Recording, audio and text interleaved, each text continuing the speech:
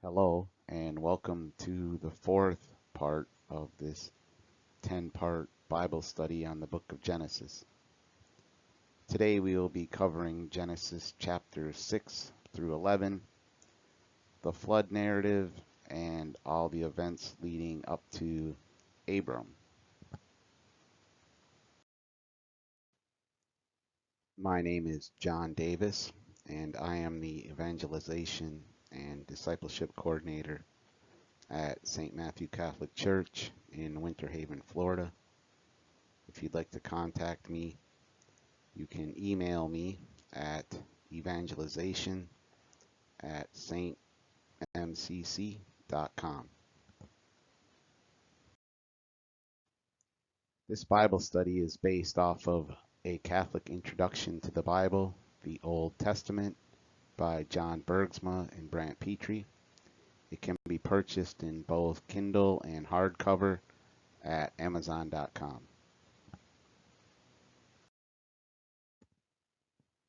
We're starting the Noah cycle, which is the second of 5 cycles that we will be covering in the book of Genesis. The fundamental elements of the last cycle are largely repeated in the Noah cycle as mankind twice progresses through creation, a covenant, a fall, a punishment, an expansion, and then a rebellion. The text between the Noah cycle and the Adam cycle are very cohesive and fits together really well, regardless of if you think it was one author who wrote both or multiple authors. And the flood narrative is God's way of recreating the world. He will return it to a state of formlessness and void before raising it up again in a new creation. We talked about Adam being a prefiguration of Jesus. Well, Adam is also a prefiguration of Noah. And with all prefigurations, they're not quite as good or great as the newer version. And we'll see that play out as we go along in this video. But Noah, just like Adam, is a father of the human race, as all humans will now descend from Noah and his lineage. And Noah is also given the exact same commands as the first Adam, as he's told to be fruitful and multiply and fill the earth. If Noah is the new Adam, the ark can be considered the new Eden. The ark, just like the original Eden, will have animals, it will have vegetation, and people as well, like the original Eden.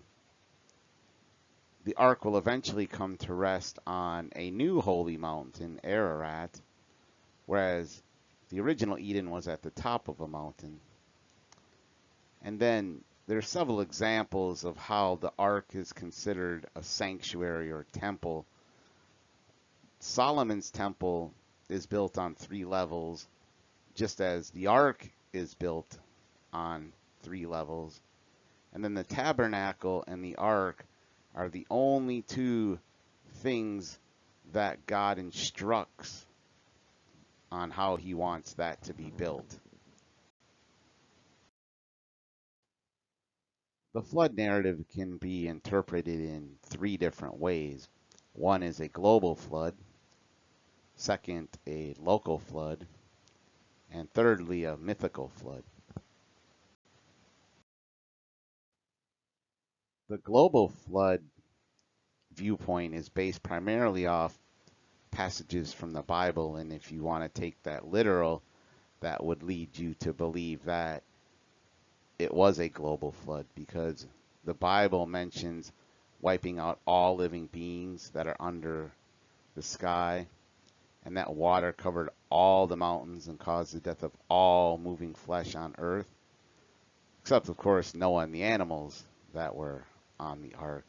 And then the Table of Nations, which we'll talk about a little later, demonstrates that all people in the world after the flood are descendants of Noah and his sons. If we look at the New Testament, it repeatedly views the flood during Noah's time as a cosmic destruction, or something that caused the destruction of everything on the earth. And most Jewish and early Christian tradition regard the flood as a global catastrophe. St. Augustine, in his work City of God, mentions that it was a global flood. From the local flood viewpoint, one could still look at that as a world-destroying event.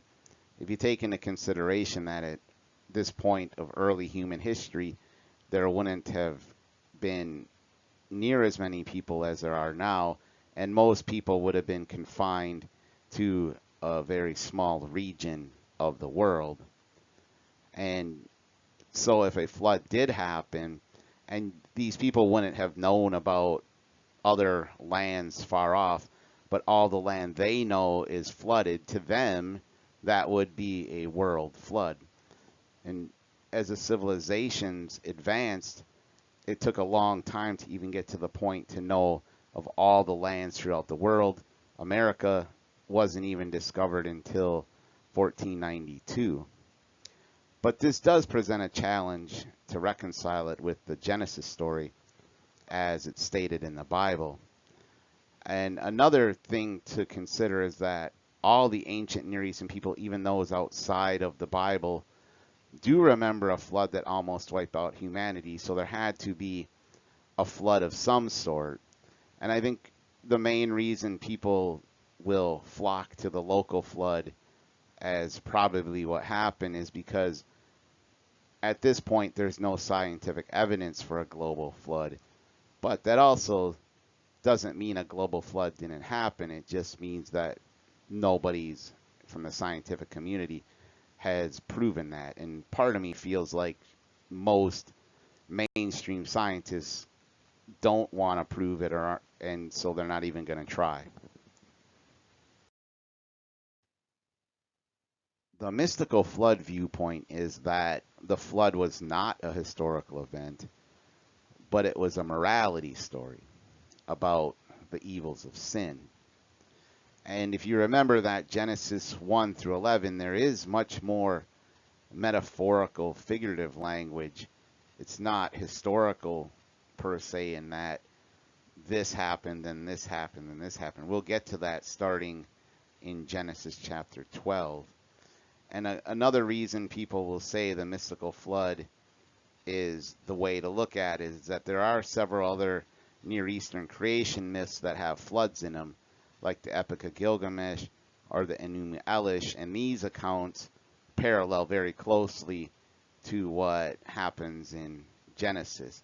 And the Epic of Gilgamesh came out before Genesis, so some scholars are saying that the flood narrative in the Bible is just taking from that Epic of Gilgamesh. What does the Catholic Church say about the flood? Well, the Catechism considers Noah and the flood to be a real part of salvation history by mentioning God's covenant with Noah after the flood, and then stating that the covenant with Noah remains in force. But other than that, it doesn't provide a clear interpretation of the events.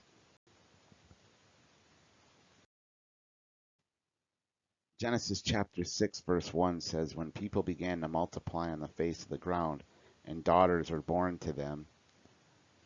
Daughters here is sometimes translated as daughters of men, and they were considered to be either just evil women from the line of Cain. Another interpretation is that maybe they were actually all human women, and we'll see how these two viewpoints vary as we get a little bit further along in the text. Genesis chapter 6 verse 2 says, the sons of God saw that they were fair. The sons of God are either from the line of Seth, so righteous men. Another interpretation is they could have been angels, and even some copies of the Septuagint does have listed angels of God instead of sons of God. Genesis chapter 6 verse 2 then says, they took wives for themselves of all that they chose. All that they chose could mean polygamy was starting to run rampant, so they would pick a woman and then pick another one, so they're choosing a bunch of different women. Another interpretation is that it could have just been women who were evil and not righteous like they were, so they would have had an influence on them and maybe brought them down this path that we're going to be heading down, where sin takes over the whole world. Genesis chapter 6 verse 3 says, then the Lord said, my spirit shall not abide in mortals forever, for they are flesh. Their days shall be 120 years. Two trains of thought with this as well. Some scholars say that this was God limiting lives to 120 years from here on out.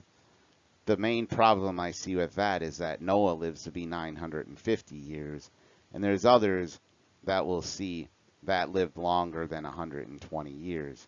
I think a better interpretation is that this was God warning humans that you got 120 years to get things set right and stop heading down this evil path that you're currently going down. Genesis chapter 6 verse 4 says, the Nephilim were on the earth in those days, and also afterward, when the sons of God went into the daughters of humans, who bore children to them. Here we're seeing that the sons of God, whether you want to think of them being righteous men or angels, had children with the daughters of, as it says here, humans. So you can either believe that it was righteous men having children with evil women, or angels having children with just women in general. And now I'm not going to get into how angels could have had children with women in this discussion. All I'll really say is that we know that other places in the Bible, angels do manifest themselves in human form. But it would take too long to explain how that happens. But what we get out of this is that those children were becoming more and more evil, as we'll see going forward. Now the Nephilim, these were tall individuals, and so that's one thing that leads a little credence to maybe it was angels and women, because they're also mentioned in Numbers chapter 13 verse 33, where it says, there we saw the Nephilim, the Anakites came from the Nephilim, and to ourselves we seemed like grasshoppers, and so we seemed to them. So they're basically saying that these individuals were really, really tall in comparison to us.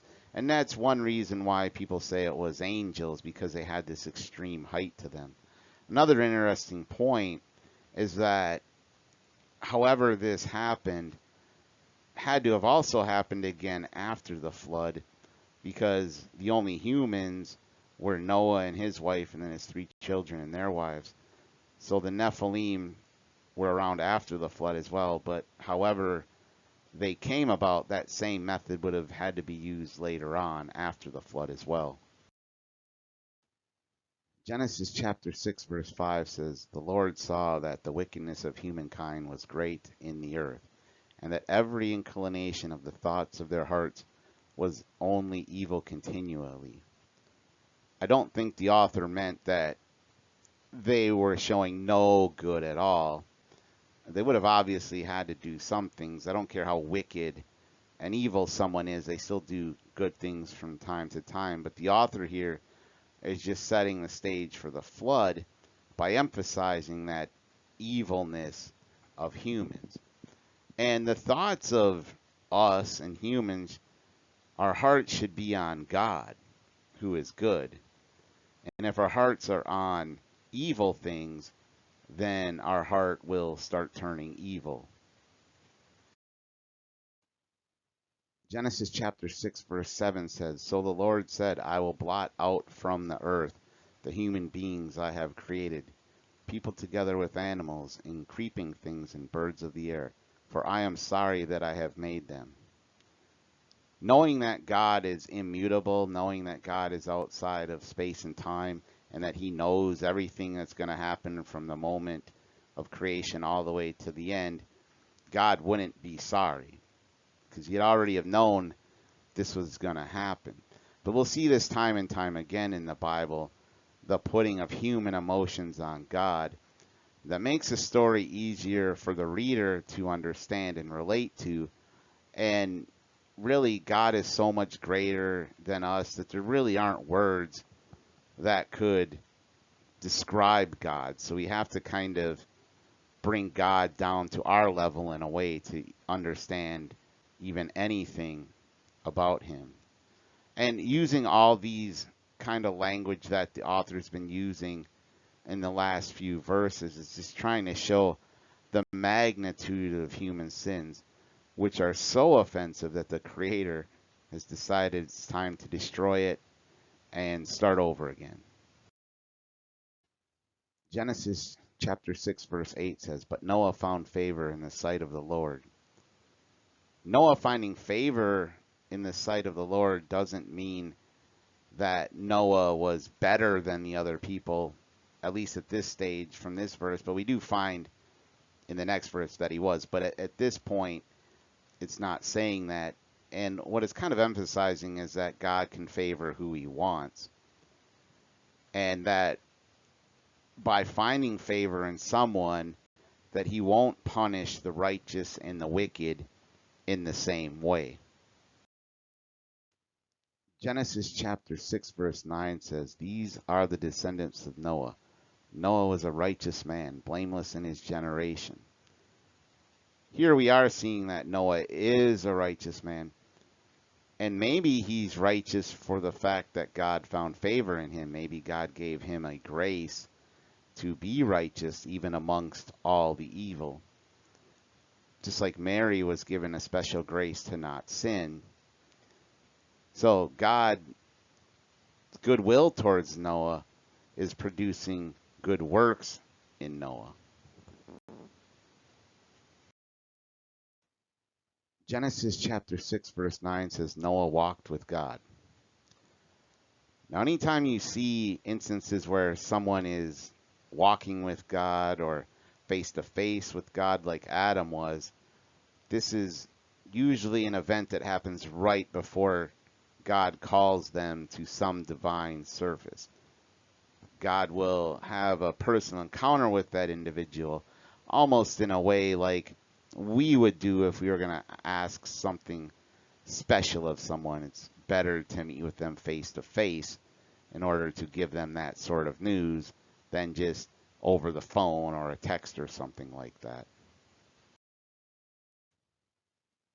Genesis chapter 6 verse 13 says, "And God said to Noah, I have determined to make an end of all flesh, for the earth is filled with violence because of them. Now I am going to destroy them along with the earth." So here we're seeing that God is going to destroy all flesh. That includes the animals. And while on the surface it seems cruel that God is going to punish animals in the same way that he does man, we have to keep in mind that animals are created for man, and man is ruling over the animals. But you can also think of it like, if there's only going to be a couple people left, that how would those animals have been cared for? Think of places where animals get abandoned. A lot of times they'll just starve to death. And to me, that would be crueler than killing them in this manner. And that's one reason why not all animals are going to die, though, because God is going to put on the ark enough animals that the 8 people that'll be on there will be able to look after. The impending flood is a prefiguration of baptism. And we see in 1 Peter chapter 3 verse 20 and 21, Peter says, when God waited patiently in the days of Noah during the building of the ark, in which a few, that is 8 persons, were saved through water, and baptism, which is prefigured, now saves. So the flood brings about death in that the sinners are all going to die. In baptism, the pouring of water and the use of water takes away that stain of original sin that we are all born with. And water itself can bring death or life, right? Things can die in water, but we need water just to live. And in baptism, the life that is given through baptism is a life in Christ. Genesis chapter 6 verse 14 says, make yourself an ark of cypress. Sometimes cypress is translated as gopher wood, but gopher wood is not around today. But it would have been known to ancient readers because it was around then. Cypress, though, was often used by shipbuilders in the ancient Near East, and it was known to possess great strength and durability. So it would have been a perfect wood to use on an ark where you're going to be on it for over a year. The ark itself is considered a prefiguration of Jesus and especially his crucifixion. With the ark, which was made of wood, 8 people, or the whole human race that would be left, were saved, whereas the whole world is saved by the cross that Jesus is on. Another interesting point is that the side of the ark was open for those to escape the flood, and then Jesus' side was opened on the cross for us all to escape sin. Then after the flood, Noah and the animals emerged to start a new life through that side. Whereas through Christ's side, the sacraments emerged, which grants life to all the souls. And you can think of the blood and water that pours out of his side symbolizing the Eucharist, that would be the blood, and then baptism, which is the water. Another interesting point is even science has said that based off how an individual would end up on the cross and what they're doing, that if the side was pierced like that, you would get both blood and water to come out of that. The Catechism of the Catholic Church does briefly mention in 2 verses that prefiguration of the flood to baptism and then the ark as a reference to the cross. In verse 1219 it says, a few, that is 8 persons, were saved through water. And then verse 1220 says, if water springing up from the earth symbolizes life, the water of the sea is a symbol of death, and so can represent the mystery of the cross. By this symbolism, baptism signifies communion with Christ's death. Genesis chapter 6 verse 15 says, this is how you are to make it. The length of the ark, 300 cubits, its width, 50 cubits, and its height, 30 cubits. A cubit would have been the distance from the elbow to the tip of the middle finger. That would equal approximately 1.5 feet. So the length of the ark would have been 450 feet, its width 75 feet, and its height 45 feet. There are other lengths for cubits, like some can be 3 feet, even all the way up to 9 feet, but at the time they would have been considering 1 cubit to be about 1.5 or 1.5 feet.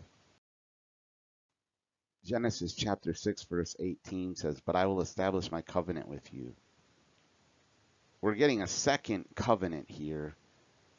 The first one with Adam was much more of an implicit covenant. It didn't come right out and say that it was a covenant. But this one is explicit that it's going to be a covenant because God mentions that word covenant. Genesis chapter 6 verse 19 says, "And of every living thing, of all flesh, you shall bring two of every kind into the ark, to keep them alive with you. They shall be male and female." God is laying the groundwork for his recreation, but he's keeping that male, female, like he established with Adam and Eve and the uniting together and becoming one flesh. He's going to keep that same commandment in the recreation. Genesis chapter 6 verse 21 says, "Also take with you every kind of food that is eaten, and store it up, and it shall serve as food for you and for them." At this stage of the game, at least righteous men would not have been eating meat. They still would have been eating fruit. So most likely the only kind of food that would have been brought on the ark would have been fruit. Genesis chapter 6 verse 22 says, "Noah did this. He did all that God commanded him." Noah, being a newer version of Adam, would be greater. So whereas Adam didn't follow God's command, Noah is following God's command, which would make him greater than Adam. Some biblical scholars believe that there are two flood narratives within Genesis. So we're going to talk about the two varying viewpoints on that. The scholars believing in two different flood narratives are taking the approach that it was a Yahwist source and then the priestly source. So the four main sources that they believe wrote the Bible, these are the two that wrote about the flood narrative. There are several reasons these scholars believe that there's two flood narratives. In the Yahwist narrative, the flood lasts for 40 days and nights, whereas the priestly narrative, it lasts for 150 days. In the Yahwist narrative, there's 7 pairs of every animal brought onto the ark, whereas the priestly narrative, there's only 1 pair of each animal brought on the ark. And in the Yahwist narrative, God is called Lord, whereas in the priestly narrative, God is called God. Other scholars have counted the two flood narratives by pointing out that the 40 days and nights means not the duration of the whole flood, but just the time that it rained, and that the 150 days refers to the time taken for the waters to recede from the earth, not of the rain. They'll also point out that the command to bring 7 pairs of animal onto the ark only applies to the clean animals and birds, not every animal. And there's a real easy explanation for that, in that once Noah leaves the ark, he's going to do a sacrifice.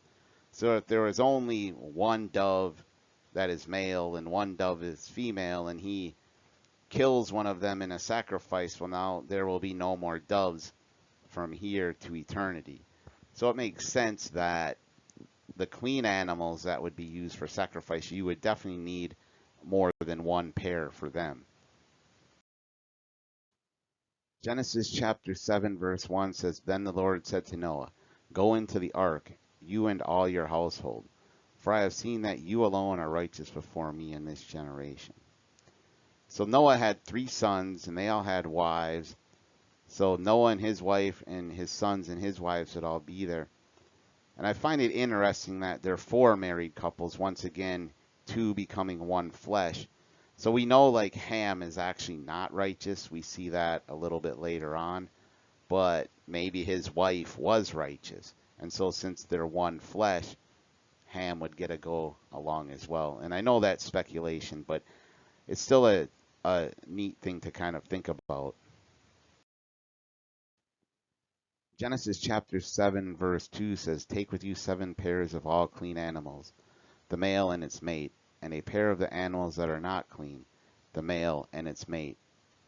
Clean would definitely be used later on in the law of Moses to signify which animals should be sacrificed. Now, the law of Moses obviously wouldn't have been set yet because Moses wasn't around, but what that's basically saying is that there was already a tradition of using clean animals for sacrifice, so God was just following that tradition going forward and making it a law at this point. Genesis chapter 7 verse 4 says, "For in 7 days I will send rain on the earth for 40 days and 40 nights, and every living thing that I have made I will blot out from the face of the ground." Presumably this means that Noah had 7 days to collect all the animals, collect the food, load the animals, store the food, pack their belongings, enter the ark. So that seems like an awful lot to have to do in 7 days, but of course, with God's help, anything's possible. Genesis chapter 7 verse 9 says, "Two and two, male and female, went into the ark with Noah, as God had commanded Noah." One thought as to how the animals would have just went on the ark is that animals either forgot their savage nature at this stage, maybe didn't have a savage nature, and they would have had no reason really to be afraid of Noah yet, so they would have just readily went on the ark. In the same way, domestic animals, you can coax them into getting in your car and things like that. Now, not going to talk about this too much, but what about dinosaurs on the ark?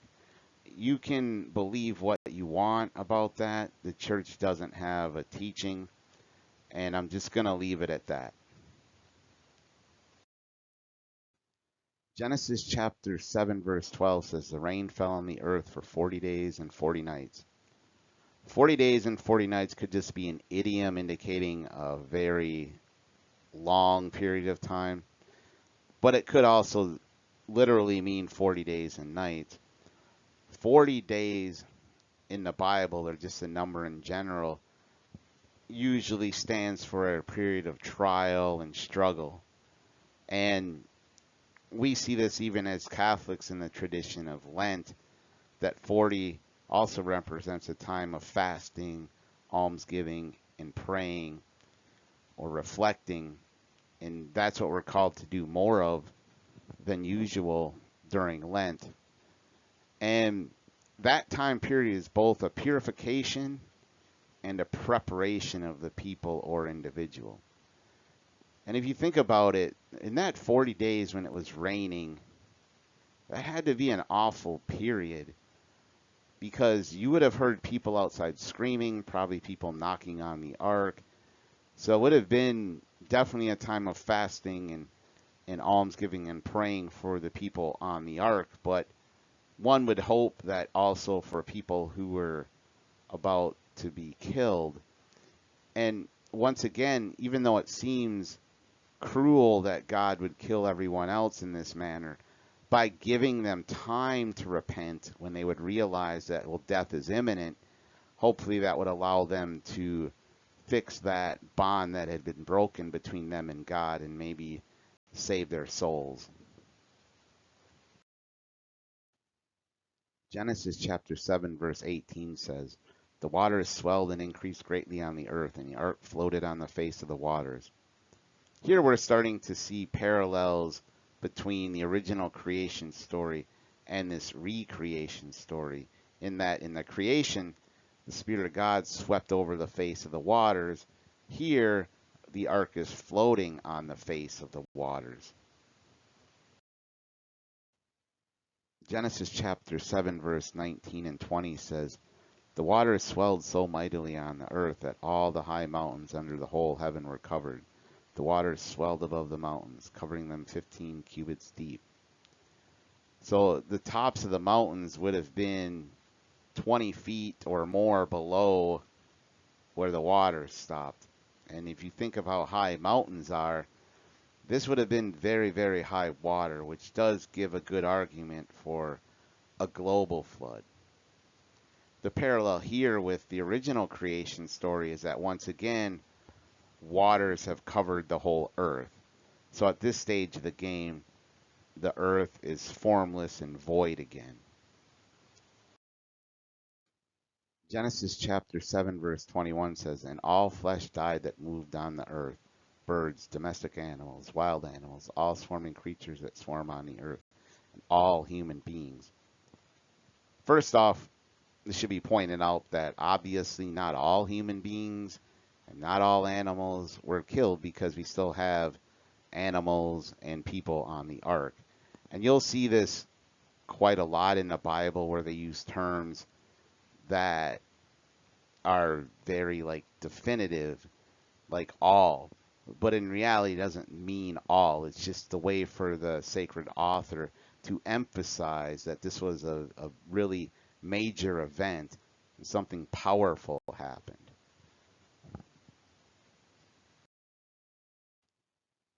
Genesis chapter 7 verse 22 says, "Everything on dry land in whose nostrils was the breath of life died." This is also another parallel to Genesis, but in the opposite way. Earlier in the Genesis creation story, God breathed through the nostrils of Adam to breathe life into him. And here God is extinguishing all life in his recreation. Genesis chapter 7 verse 25 says, "And the waters swelled on the earth for 150 days.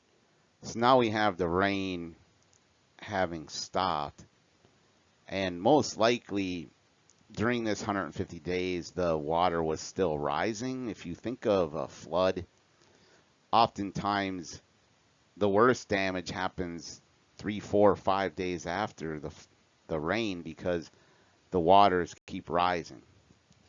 So that's probably what was happening here.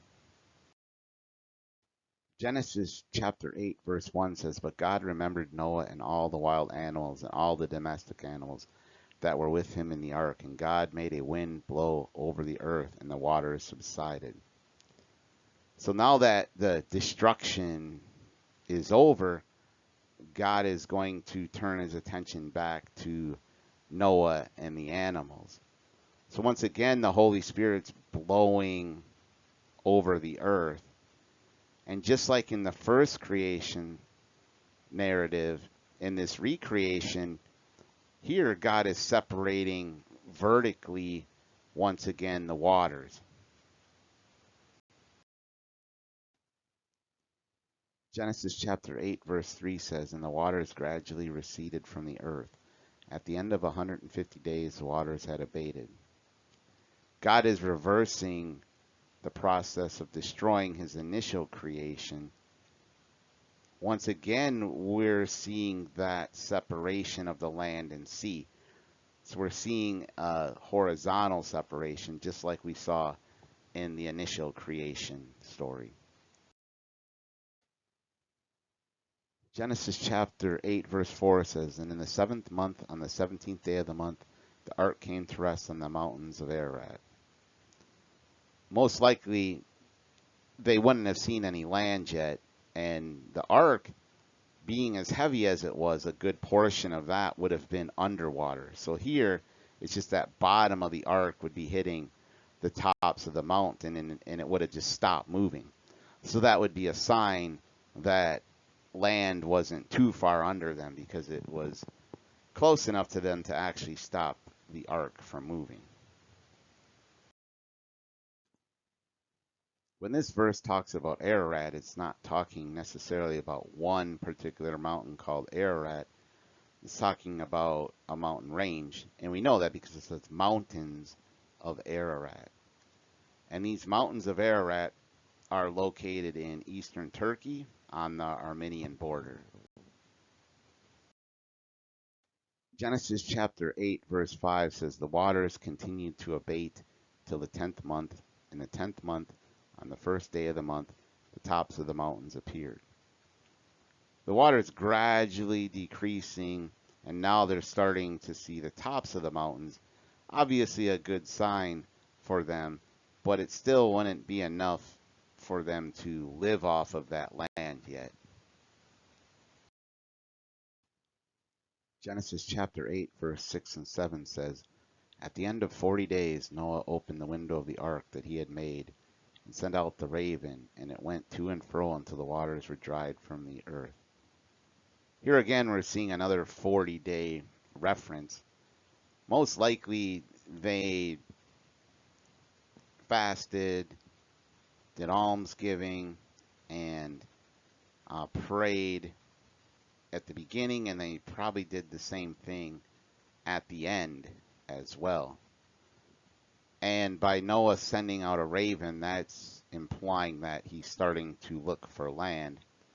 And then to and fro would just mean that the raven is going back and then out again from the ark. Not that it was just flying around constantly. It was probably coming back, resting, and then going back out again.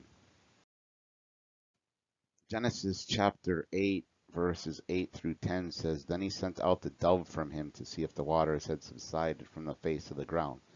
But the dove found no place to set its foot, and returned to him to the ark. So he put out his hand and took it, and brought it into the ark with him. Here we're seeing a little smaller detail than putting his hand out and took it. It's probably referencing the fact that most likely he would have looked at the claws of the dove to see if there was any clay or any signs of land on the bird itself. Genesis chapter 8, verse 11 says, And the dove came back to him in the evening, and there in its beak was a freshly plucked olive leaf. So Noah knew that the waters had subsided from the earth. Getting an olive leaf itself wouldn't have given Noah proof that the waters had subsided, because olive trees can grow at the bottom of seas, and they grow at the bottom of the Red Sea and other seas in the east as well. But the fact that it was a freshly plucked leaf would have meant that it had come from land, and that it would have had enough time to grow and develop those leaves. And most likely this would have been in the spring then, because that's when you could have gotten those fresh olive leaves. Genesis chapter 8, verse 12 says, Then he waited another 7 days and sent out the dove, and it did not return to him anymore.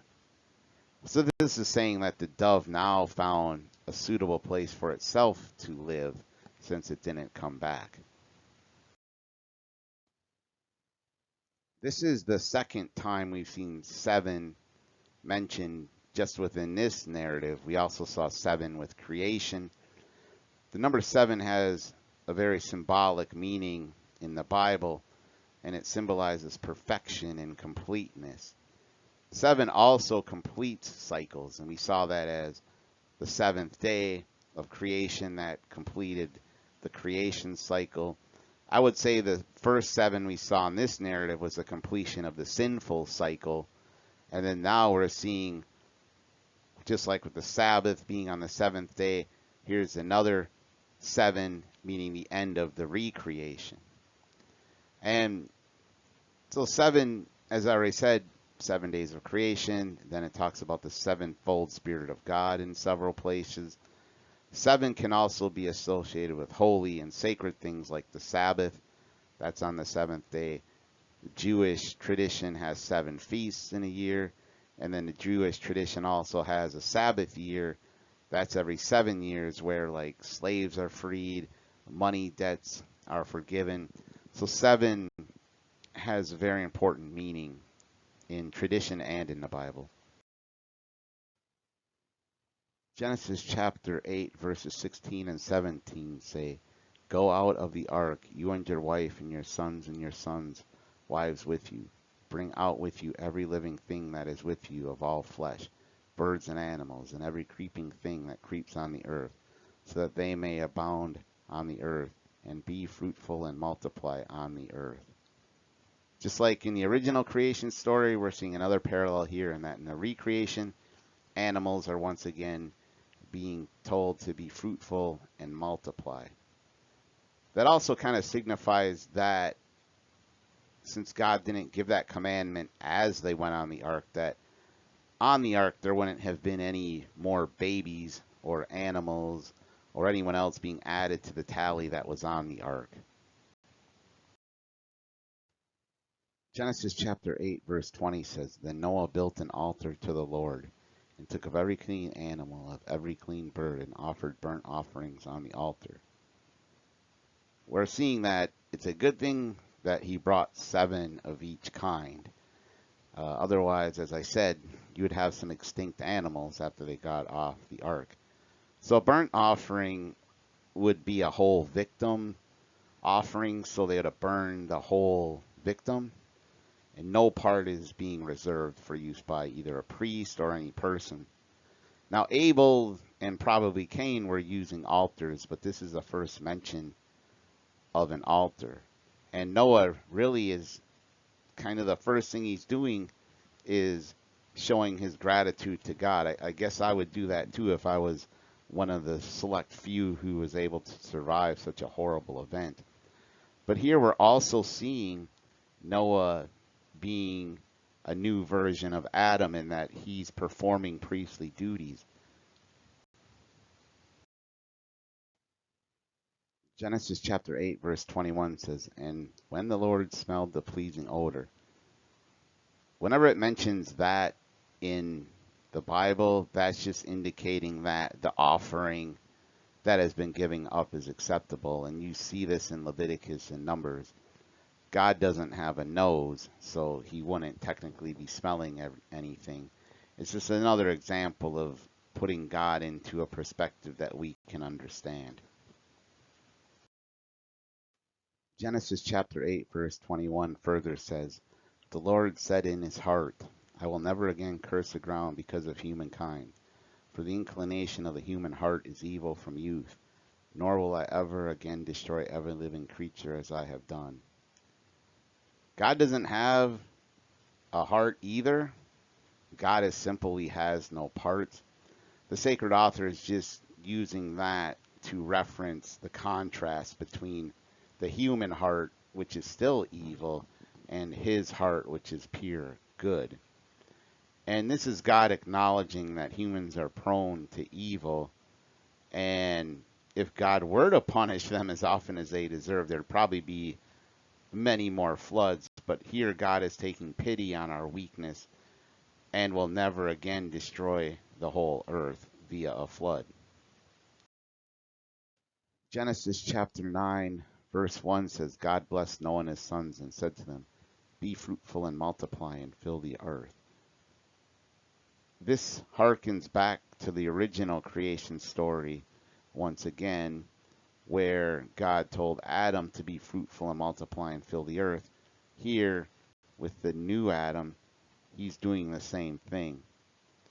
And unlike the animals in the recreation who were not told to fill the earth, here man is being told to fill the earth.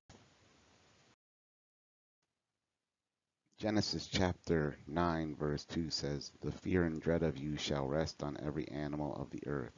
Into your hand they are delivered. In the original creation narrative, Adam was given dominion over the animals, but they had no fear of him. They would have been docile towards him.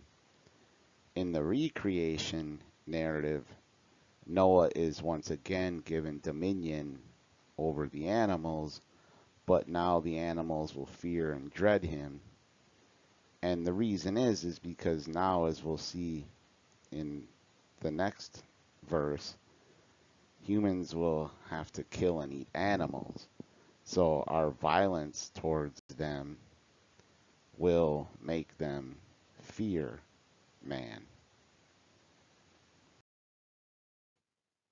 Genesis chapter 9 verse 3 says, Every moving thing that lives shall be food for you, and just as I gave you the green plants, I give you everything. So before this moment, it was thought that most religious people did not eat meat. But now they're going to be forced to eat meat because the earth's plants, because of the flood, have lost their nutritious value due to all that salt water. So now for man to survive, they're going to have to eat flesh meat. But God will be putting a restriction on how they are to eat this flesh meat. Genesis chapter 9, verse 4 says, "Only you shall not eat flesh with its life, that is, its blood." When Adam was kicked out of the Garden of Eden, the reason, or one of the reasons he was kicked out, was God was fearful of him eating of the tree of life because that gave life. So here God's disallowing Noah to eat or consume blood because it has life. In ancient times, it was thought that the blood of an individual was its life force. So before anyone can eat meat or an animal, they have to drain it of blood. So the blood is really only meant to be offered to God in sacrifice and not to be used by man. Genesis chapter 9 verse 6 says, "Whoever sheds the blood of a human, by a human shall that person's blood be shed. For in his own image God made humankind." God's no longer going to spare the life of someone who sheds blood of another human. So this is the start of capital punishment.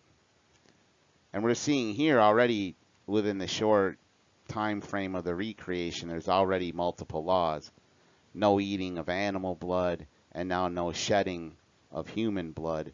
And we're leading up to the Ten Commandments that Moses ends up getting, and then eventually there's going to be over 600 laws that the Hebrews will have to follow.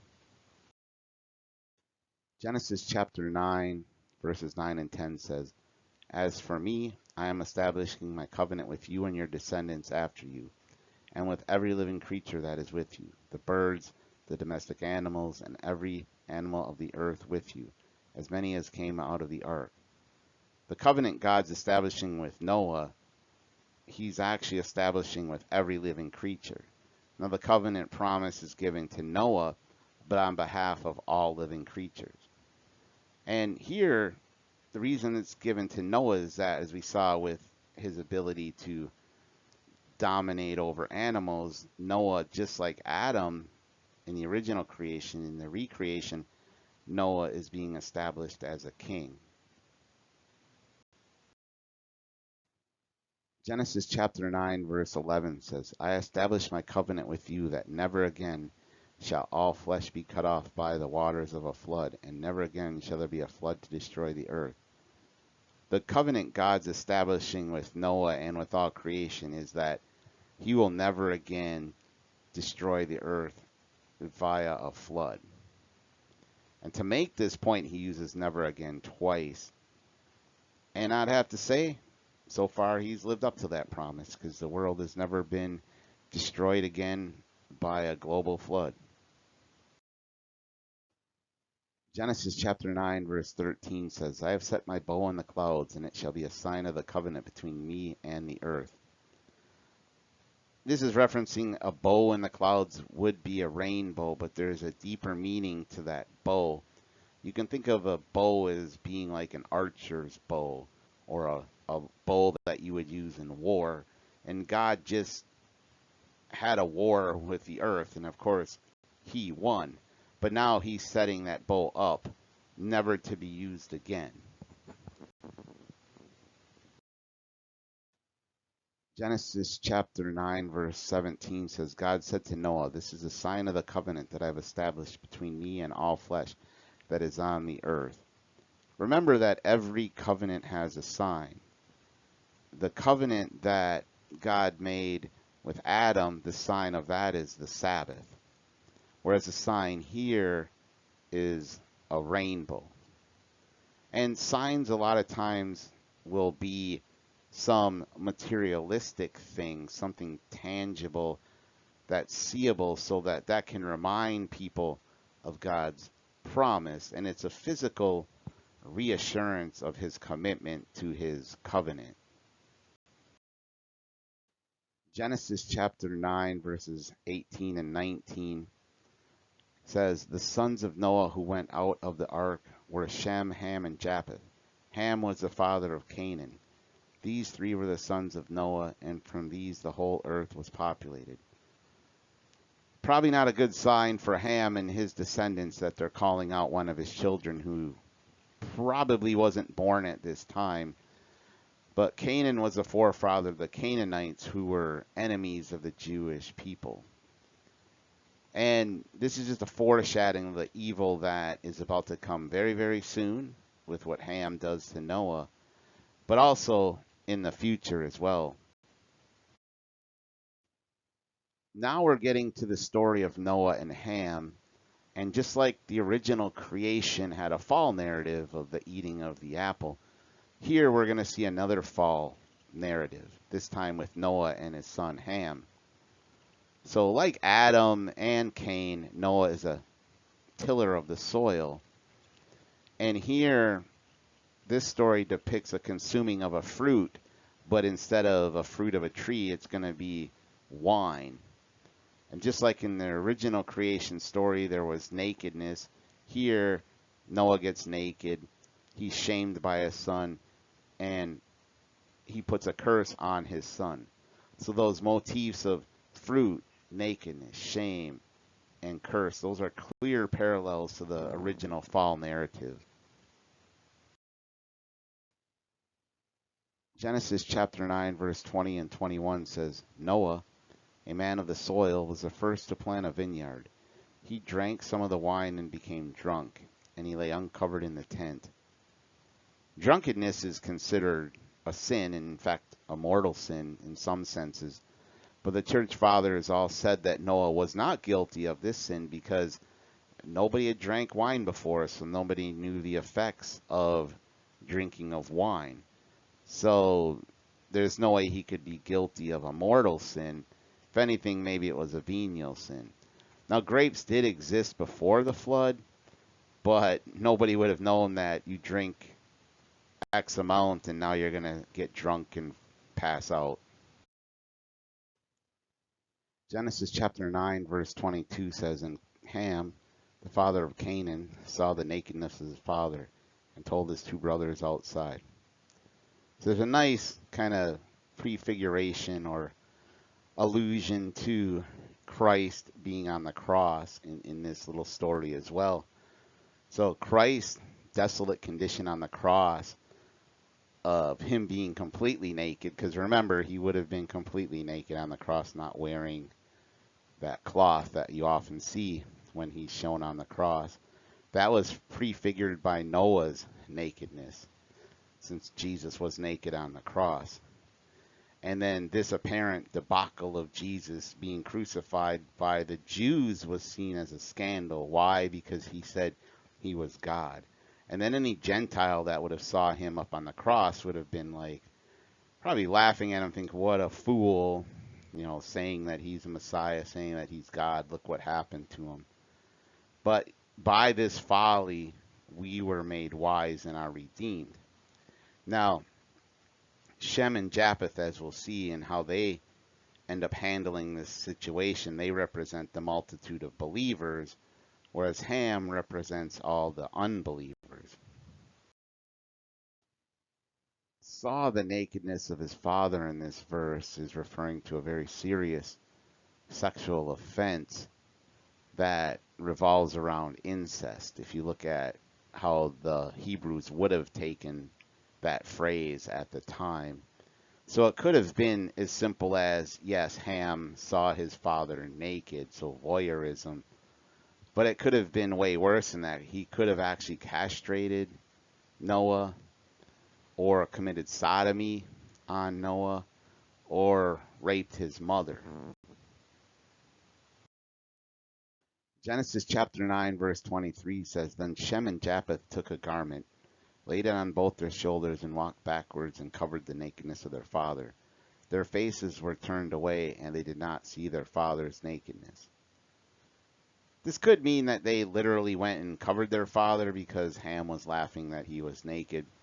But it could also mean that they either didn't participate in the sexual sin or that they actually stopped it while it was happening. Genesis chapter 9, verse 24 and 25 says, When Noah awoke from his wine and knew what his youngest son had done to him, he said, Cursed be Canaan. Lowest of slaves shall he be to his brothers. being cursed would have been a pretty big thing to do to somebody. So if Ham had only seen his father naked, I don't think he would have brought a curse on his lineage. I mean, if somebody sees you naked, I don't think you're going to necessarily curse their whole lineage. So I'm thinking that it would have been one of those other things that we just talked about. But why was Ham himself not cursed, but his son and then his son's lineage? Probably because Ham and Noah's other sons actually received a blessing directly from God. But what we're also seeing here is despite God's starting over, cleansing the world, sin is still prevailing in him and his family. And that's going to happen throughout the rest of human history, unfortunately. Genesis chapter 9, verse 29 says, all the days of Noah were 950 years, and he died. Noah, being a newer version of Adam, being slightly greater, it makes sense that he would live slightly longer. Adam lived 930 years, so Noah outlived him by 20 years. And if you look at those ages as being more of an honorific title, then that would make sense that since Noah was a little bit better than Adam, that he should live longer than Adam. Genesis chapter 10, verse 1 says, these are the descendants of Noah's sons, Shem, Ham, and Japheth. Children were born to them after the flood. So the fall of Noah is basically going to affect the lineages going forward, and you're going to see Ham's lineages being mostly all the people that the Hebrews were fighting and had struggles with throughout their history. And it's also interesting is that there were no children, at least from Noah's line, pre-flood. That the children came about after the flood. Once again, hearkening back to the original creation story where there are no children till after the fall. Well, there really are no children most likely till after this new fall happened as well.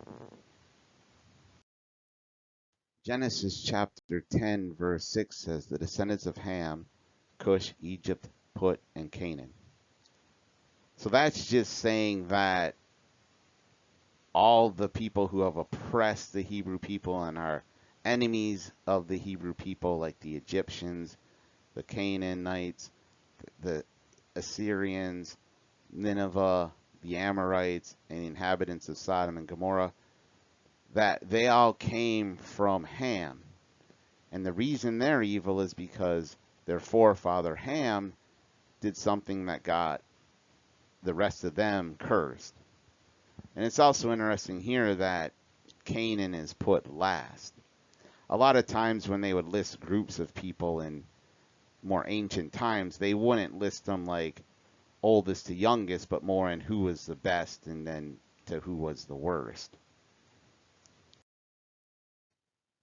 Genesis chapter 10 verse 32 says, these are the families of Noah's sons, according to their genealogies in their nations, and from these the nations spread abroad on the earth after the flood. This is that family of nations, and it's just setting up that all the nations at that time, the 70 nations that populated the entire earth, they all come from Noah's sons. Now we're going to move on to the Tower of Babel narrative. So the Tower of Babel story signifies a collective rebellion of humankind against God, much like what we saw leading up to the flood. And the tower itself resembles a holy mountain, just like Eden was, but this is a man-made holy mountain. And this is a shrine to human pride instead of a shrine to God. And the solution to this problem is going to end up being Abram. Genesis chapter 11 verse 1 says, now the whole earth had one language and the same words. So if you want to take the local flood theory, you could just say that of the known world, there was one language and they all had the same words. So it doesn't have to be understood to mean the entire world. Of course, you can take it to mean that. Most modern linguists, though, can't prove that a single human language was the origin of all languages. Although, once again, just like with the scientific proof of the flood, it doesn't mean that that's not the case. It just hasn't been shown yet. But evidence so far suggests that there have been a few unaffiliated languages responsible for all the languages spoken today. Genesis chapter 11 verse 4 says, "Then they said, 'Come, let us build ourselves a city and a tower, with its top in the heavens, and let us make a name for ourselves. Otherwise, we shall be scattered abroad upon the face of the whole earth.'" A lot of times people will focus on the tower, and of course that was bad, right? But there's one other thing that's really bad here as well, and that's the concept of the city. And the reason is that if you remember, God told man to multiply and fill the earth.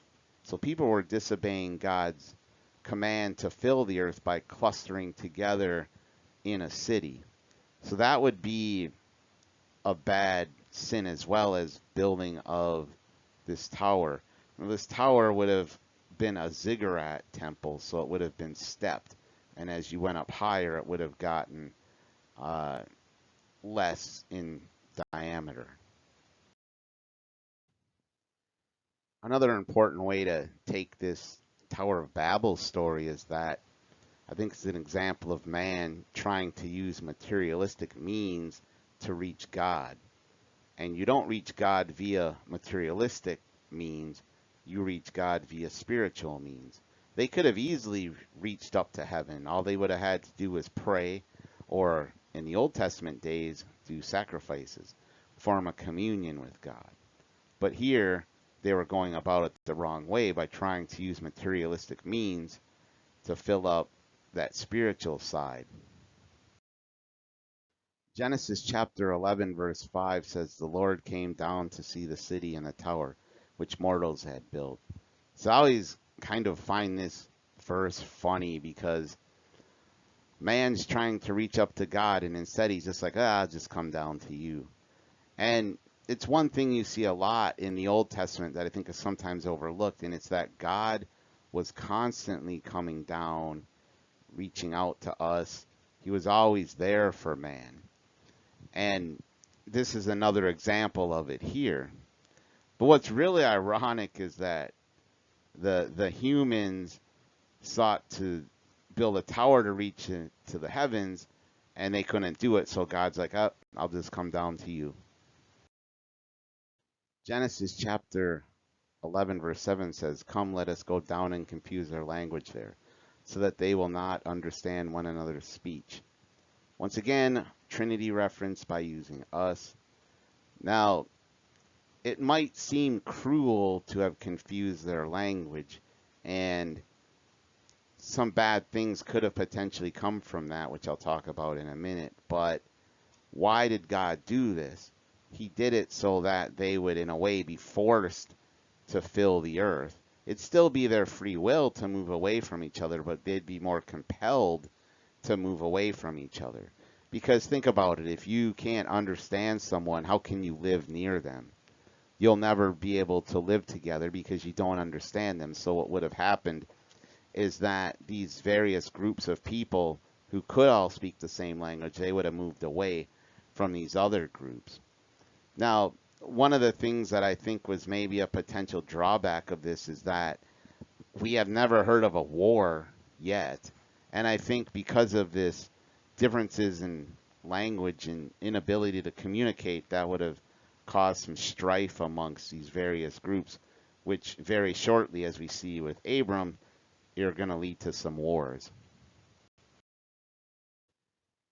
Now, this confusion will not be overcome until the New Testament at Pentecost, when once again people from many nations will understand one another's language. And that's the thing, regardless of the language that we speak, the Bible, Christianity, it is universal. So in a way, we do all speak one language. That's the language of God. And so at Pentecost, it's the Holy Spirit. It's God who comes and rectifies it. And he rectifies that even today through the Bible.